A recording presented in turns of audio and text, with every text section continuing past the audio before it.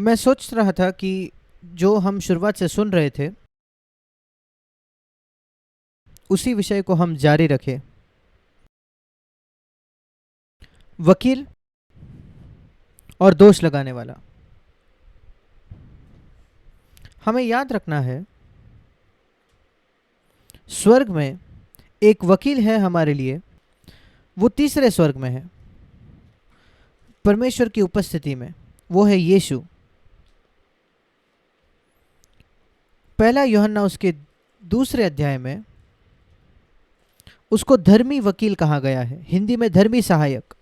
इस पृथ्वी पर ऐसे कई वकील होते हैं जो हमारे लिए झूठ कहेंगे हमें बचाने के लिए, पर यीशु ऐसा कभी नहीं करेगा। वो एक बात है जो मैं याद रखना चाहता हूँ, वो कभी मुझे सपोर्ट नहीं करेगा ऐसे बात में जब जब जो गलत है, क्योंकि वो एक धर्मी वकील है। ये बहुत स्पष्ट है। पहला यूहन्ना 2:1, मैं ये बातें तुम्हें इसलिए लिखता हूँ कि तुम पाप न करो, और यदि कोई पाप करे तो पिता के पास हमारा एक सहायक है, अर्थात धर्मी यीशु मसीह। सहायक या वकील, इंग्लिश में वकील लिखा है।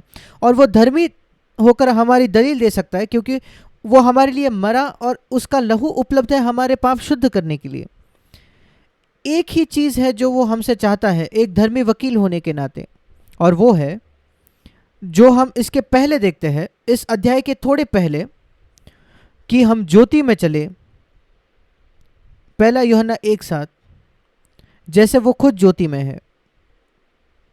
और इसलिए यीशु मसीह के साथ हमारे बातचीत में कोई भी अंधकार नहीं होना चाहिए।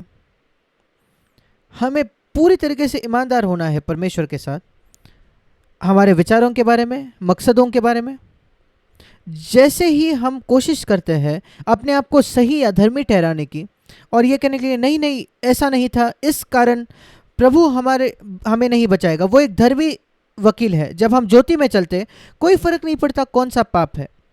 प्रभु, वो मेरी गलती थी, मैं गलत था।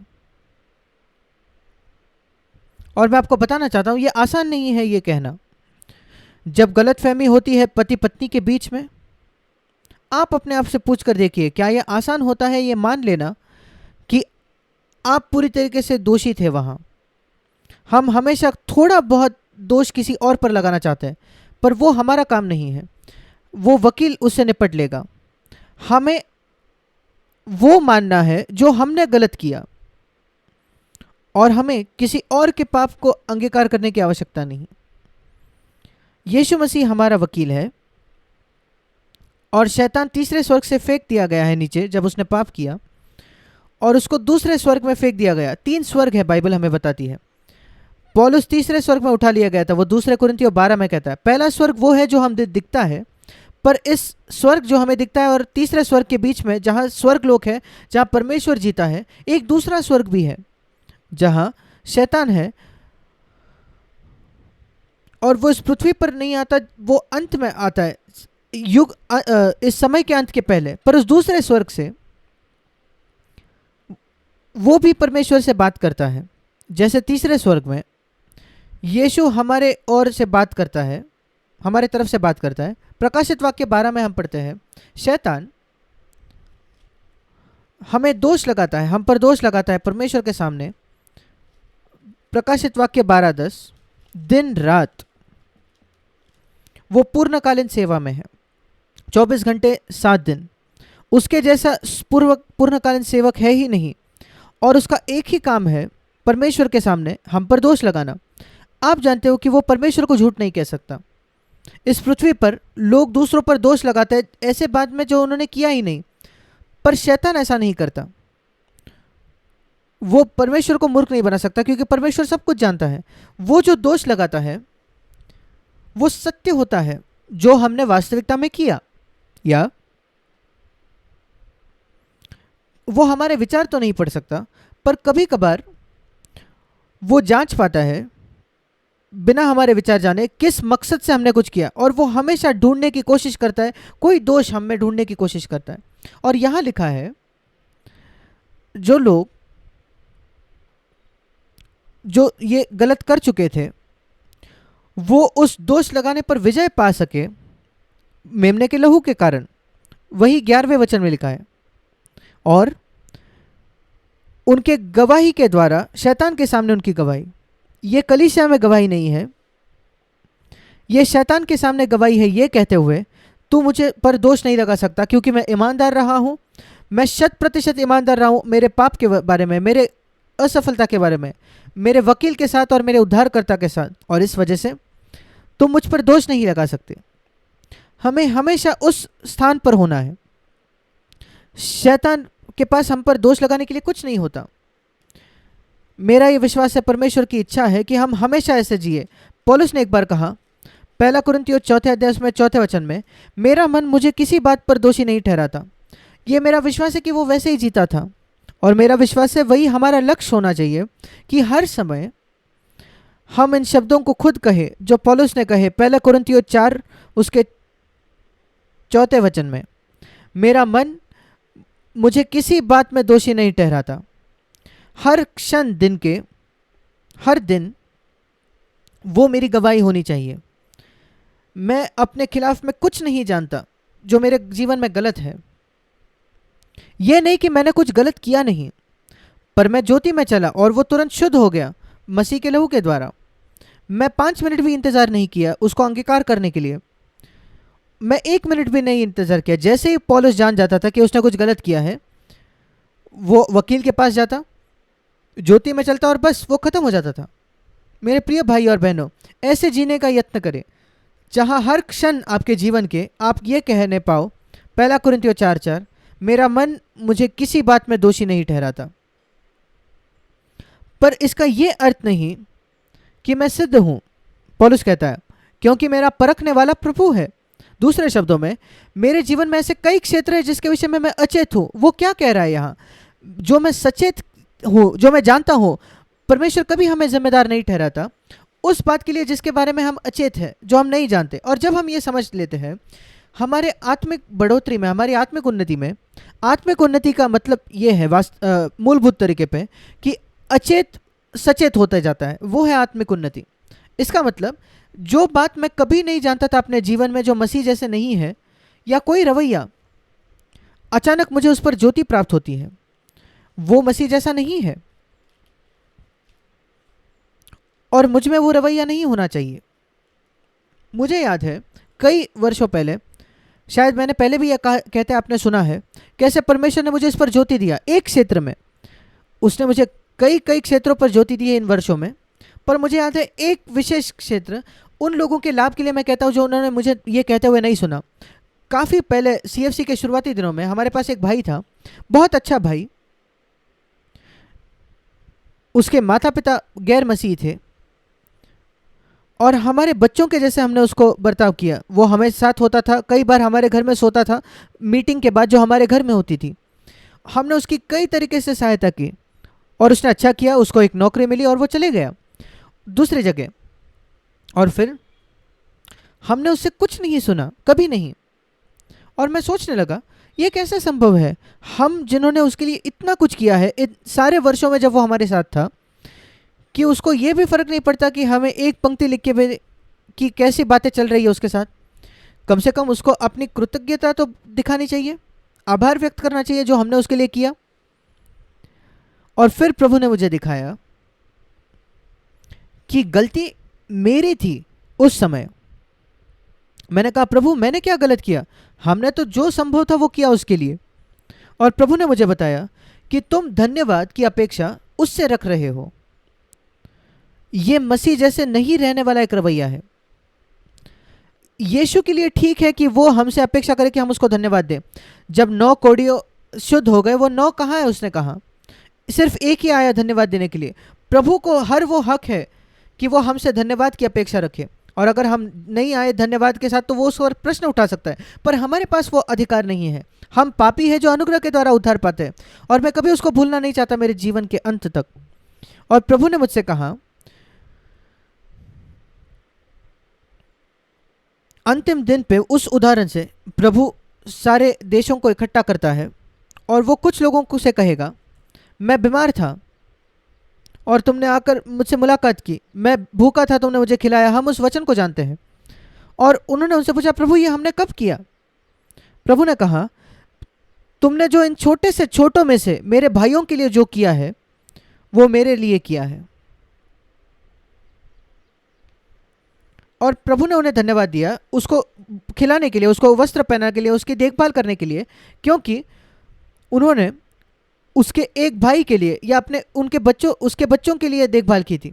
और प्रभु ने जो मुझसे कहा वो ये था, जो कुछ तुम मेरे छोटे से छोटे भाई, जो शब्द इस्तेमाल किया मेरे छोटे से छोटे भाइयों के लिए, प्रभु ने मुझसे कहा जो तुम मेरे छोटे से छोटे भाइयों के लिए करते हो, याद रखो कि वो उनके लिए तुम नहीं कर रहे, वो तुम मेरे लिए कर रहे हो।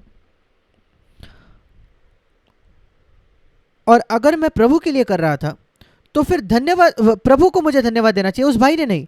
वो ज्योति मैंने उस दिन पाई।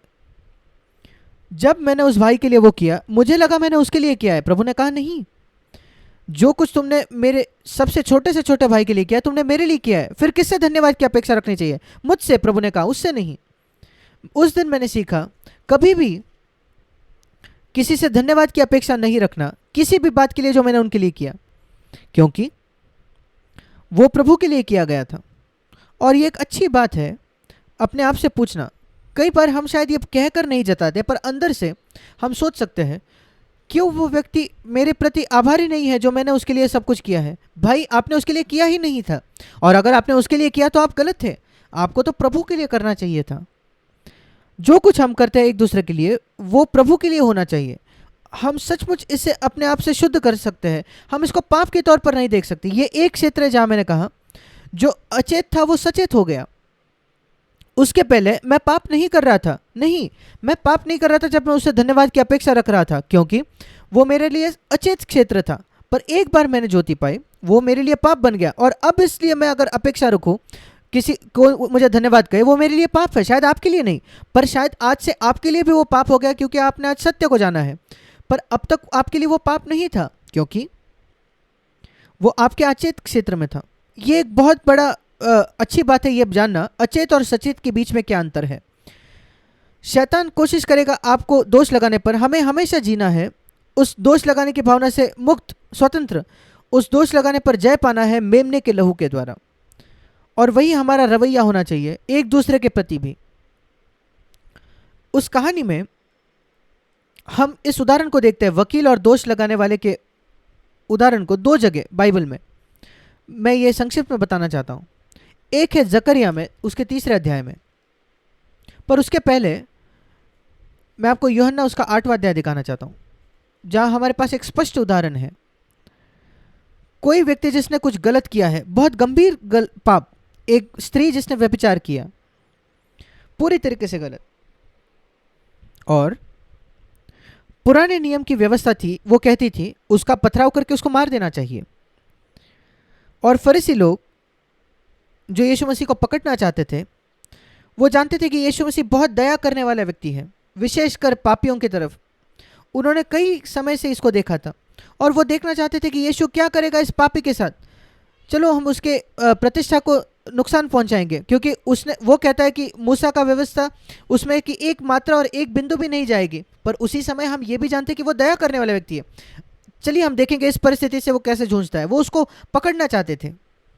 और जब उस स्त्री को उसके पास लाया, उसके सामने, उन्होंने नहीं पहचाना कि वो आज्ञा उन स्त्रियों को पथराव करने की खुद यीशु मसीह ने दी थी। उसने खुद मूसा को वो आज्ञा दी थी स्वर्ग से 1500 वर्षों पहले। और उसी ने वो नियम बनाया था, वो एक तरीका था प्रभु ने यहूदियों को सिखाया व्यभिचार को गंभीरता से लेने के लिए। वो नहीं जानते थे इसको, पर यीशु जानता था। यही नियम मैंने मूसा को दिया 1500 वर्ष पहले। और उसने कहा उसमें का एक बिंदु, एक मात्रा भी नहीं टूटेगा। फिर हम इसको कह गए, यहाँ दोष लगाने वाले हैं लोगों के द्वारा काम करते हुए। क्या आप जानते हो शैतान एक दोष लगाने वाला है। मैं भी ये भी कहना चाहता हूँ, शैतान अपने साथ सहकर्मी चाहता है, साथ काम करने वाले, जैसे यीशु मसीह अपने साथ काम करने वाले चाहता है। और अगर शैतान दोष लगाने वाला है, वो चाहता है उसमें सहायता करे, कि आप उसकी सहायता करो, कि किसी पर आप दोष लगाओ, उसके बच्चों पर कुछ नकारात्मक कहो उस व्यक्ति के बारे में, या उस व्यक्ति को नज़दीकी से देखो, और उसके सकारात्मक चीज़ों को नज़रअंदाज करके, पर कोई ना कोई छोटी तिनका ढूंढो जिसके बारे में आप उससे दोष लगा पाओ, और उसका हाथ पकड़ो शैतान का, उस पर दोष लगाने के लिए किसी और के सामने। और पूरे विश्वासी इस संसार में शैतान का हाथ पकड़कर, इस भाई ने ये किया, उस भाई ने वो किया, और जो वो कहते हैं वो सच होता है। कोई फर्क नहीं, शैतान खुद जब वो दोष लगाता है परमेश्वर के सामने वो सच होता है। पर यीशु मसीह, यहां लिखा है, यीशु मसीह भूमि पर झुककर कुछ लिखने लगा। वो वहां सिर्फ समय, वो इंतजार कर रहा था कि पिता से एक वचन को प्राप्त करे। ये मुझे सचमुच चुनौती देता है कि जब वो एक मनुष्य बनकर आया, उसकी वही सीमाएं थी जो मनुष्य की होती है, और वो नहीं जानता था क्या कहना है उस क्षण। मैं परमेश्वर को उसके लिए धन्यवाद देता हूँ कि वो मेरे जैसा था। ऐसे समय थे कि वो नहीं जानता क्या कहना है और वो कुछ नहीं कहता था, और उसको इंतजार करना पड़ता था, उसको भी इंतजार करना पड़ता था। इस वजह से उसको प्रार्थना करनी पड़ी। और इसलिए जब उस लोगों ने उससे कहा कि तुम क्या कहते हो, 8:5, यूहन्ना 8:5, उसने कुछ नहीं कहा, उसने इंतजार किया, और फिर उसने पिता से एक वचन प्राप्त किया, उन्हें बताओ जो निष्पाप हो वो पहले उस पर पत्थर मारे। और उसने वो कहा, और जैसे आप जानते हो वो सब चले गए, पर वहां एक व्यक्ति रह गया था जो निष्पाप था, और वो था यीशु मसीह। और यीशु ने कहा जो निष्पाप है उसे पहला पत्थर फेंकना चाहिए, पर वो खुद वो नहीं कर रहा था। वो इतना स्वतंत्र था इस दोष लगाने के आत्मा से या लोगों को अपराधी ठहराने के आत्मा से। वो इस पृथ्वी पर आया। परमेश्वर ने अपने बेटे को इस पृथ्वी में इसलिए नहीं भेजा कि वो संसार पर दोष लगाए, पर उसके द्वारा उद्धार पाए, और हमें उसको हमेशा याद रखना है। और वही आत्मा जो हमारे साथ है। अब हम जकरिया उसके 3 अध्याय की तरफ मुड़ते हैं। यहाँ हम फिर एक बार एक चित्र देखते हैं, जैसे हमने यूहन्ना 8 में देखा, दोष लगाने वाला और वकील। जैसे हमने पहला यूहन्ना 2 में देखा, प्रकाशित वाक्य 12 में, दोष लगाने वाला वकील। यहाँ दोष लगाने वाला और वकील फिर एक बार है। जकरिया 3 में हम पाते हैं शैतान यहोशू महायाजक के दाहिने ओर था। ये आपका और मेरा चित्र है, जो यहोशू हमारा चित्र है। शैतान वहां खड़ा है उस पर दोष लगाने के लिए। यहाँ एक वो जगह है पुराने नियम में जहां शैतान हम देखते हैं। वो उत्पत्ति में शैतान है और फिर जकरिया में, नहीं तो हम पुराने नियम में उसको पाते ही नहीं। एक जगह जहां लिखा है कि उसने दाऊद को उकसाया कुछ गलत करने में, पर वो पुराने नियम में शैतान नहीं दिखता। परमेश्वर ने उसको अनुमति नहीं दी कि वो इतने आसानी से लोगों के पास जाए, क्योंकि उसका शैतान पर वो क्रूस पर हराया नहीं गया था। एक बार वो क्रूस पर हराया गया, एक बार यीशु आया, शैतान बहुत सक्रिय हो गया। और ये वो जगह है जहां हम देखते हैं कि शैतान आता है बाइबल में, पुराने नियम में, और वो वहां भी दोष लगाने वाला है। और जब वो दोष लगाता है, क्योंकि उसके वस्त्र मैले थे, प्रभु है जो उसको झूंझता है। यहोशू को कुछ नहीं कहना पड़ा, वहां एक वकील था, यहोवा तुझको घुड़के, मैंने इसको आग से निकाली हुई लुकती है। यही चित्र आपके मन में होना चाहिए जब शैतान आप पर दोष लगाता है परमेश्वर के सामने। परमेश्वर कहता है कि मैंने उसको आग से निकाली हुई लुकटी के समान वो है, और प्रभु कहता है इन मैले वस्त्रों को निकाल दो और उस पर नए वस्त्र पहनाओ। मैं उसको मसीह के धार्मिकता से ढांकना चाहता हूं। यहां सुंदर भाग यह है, जकरिया जो जवान व्यक्ति था, उसने ये सब देखा 5वें वचन में, जकरिया 3 उसके 5 में, और वो कहता है प्रभु सिर्फ धर्मी वस्त्र ही नहीं, इस पर एक शुद्ध पगड़ी भी सिर पर रख दे। वो वकील के साथ उसने हाथ मिलाए, उस दोष लगाने वाले के साथ नहीं। वो हमारी बुलाहट है। मैं इसको कहता हूं, इस सेवकाई को, अपने भाई को महिमामय बनाने की सेवकाई। वो सेवकाई जो अपने बहन को महिमामय बनाती है। यद्यपि कुछ क्षण पहले वो मैले वस्त्र पहने था, उसमें कोई निर्बलता थी। ये एक अद्भुत सेवकाई है जो हम पास रख सकते हैं। प्रभु उसके सिर पर एक पगड़ी बांध, उससे क्षमा कर और उसकी सहायता करके वो एक महिमामय सेवकाई में है। मैं जानता हूं उसकी निर्बलता है प्रभु, पर तूने उसको शुद्ध किया है, तूने उसको क्षमा किया है, वो पाखंडी नहीं है। और ये एक अद्भुत बात है, ये देखना, ये उदाहरणों को देखना, और हमें बहुत सतर्क होना है। बाइबल बताती है शैतान, मैंने आपको बताया पूर्णकालीन सेवा में वो है, शैतान संतों पर दिन रात दोष लगाता है, और हमें इब्रानियों 7:25 में बताया है कि यीशु मसीह हमारे लिए दिन रात मध्यस्थी वकील होकर दिन मध्यस्थी करता है, विनती करता है। ये 24 घंटे का काम स्वर्ग में चल रहा है। हम शायद उसको नहीं जानते, पर बाइबल हमें बताती है कि 24 घंटे ये दोष लगाना चल रहा है और 24 घंटे हमारे लिए मध्यस्थी, विनती, प्रार्थना चल रही है। जैसे हमने जकरिया में देखा, हमारे पास ये मौका होता है जकरिया जैसे कि हम एक तरफ हो जाए, एक और हो जाए। मैं आपको बताना चाहता हूँ, दुर्भाग्यपूर्ण कई विश्वासी और कई लोगों को जो मैं मिला हूँ, जो जानता हूँ, वो गलत तरफ जाते हैं। वो दोष लगाने वाले से हाथ मिलाते हैं, कोई दोष ढूंढते हैं। वो अपने भाई को महिमामय नहीं बनाना चाहते। कई बार वो अपने भाई को ज़्यादा मैला बनाना चाहते, अपने बहन को ज़्यादा मैला बनाना चाहते, वो है उससे भी अधिक। हम सब के अंदर वो जहर है हमारे शरीर में जो आदम में आया। सबसे पहली बात जो उसने परमेश्वर को कही अपने पाप के बाद, वो ये थी, ये स्त्री। ये एक चित्र है, आदम अपनी उंगली अपने पत्नी पर उठाता है और कहता है ये स्त्री। वही दोष लगाने की शुरुआत हुई। क्या आप देखते हो कितने जल्दी शैतान का जहर आदम में आ गया और हमने सबने उसको विरासत में पाया। ये व्यक्ति, ये स्त्री, कभी कभार वो आपकी खुद की पत्नी होती है। तुम जब कभी आप उस उंगली उठाने के देखते हो, जो आप अपने पत्नी के ऊपर उंगली उठाते हो, पति के ऊपर, याद रखो यही आदम ने किया था और इस वजह से वो स्वर्गलोक से फेंक दिया गया और इस वजह से आप भी स्वर्गलोक से फेंक दिए जाओगे, बाहर निकाल दिए जाओगे। और याद रखो कि शैतान है जो आपकी सहायता कर रहा है कि वो आप उंगली उठाओ। और इस वजह से कई बार हमारी प्रार्थनाएं सुनी नहीं जाती। सिर्फ ये मत कहो जब आपकी प्रार्थना का उत्तर नहीं मिलता कि ये परमेश्वर की इच्छा नहीं थी। ये सुनने में तो बहुत धर्मी है, ये कहने में बहुत धर्मी है। कई बार ये हो सकता है, पर परमेश्वर आपको सुनता ही नहीं आपकी प्रार्थना। अंत में यशायाह उसका 58 अध्याय, यहां लिखा है, यशायाह 58 उसका 9वां वचन, उत्तर मिलने वाली प्रार्थना। तब तू पुकारेगा और यहोवा उत्तर देगा, तू दुहाई देगा और वो कहेगा मैं यहां हूं। यदि तू उंगली उठाना, बीच में लिखा है, उंगली उठाना अपने आप से निकाल दे, छोड़ दे, लोगों पर दोष लगाना आप छोड़ दो, काल्पनिक या सच्चे उनके दोष से, कमियों से, और आप बुलाओगे और प्रभु आपको सुनेगा। प्रभु हमारी सहायता करे। आमीन।